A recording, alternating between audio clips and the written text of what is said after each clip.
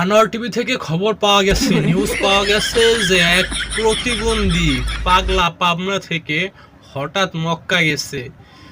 তো আল্লাহর ঘর পর্যন্ত যেতে ভালো ছিল, কিন্তু বের হয়ে শয়তান ওরে এভাবে 7 ইঞ্চি সেটা ওর পুটকি দিয়ে ভরছে, তার শ্বশুরিতে এমন করতেছে বারা।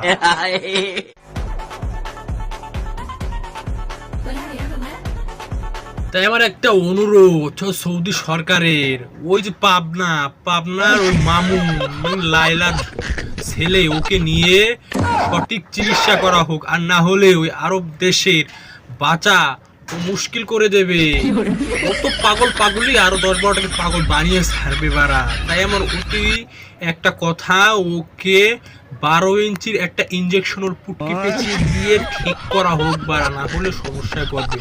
আর ধন্যবাদ।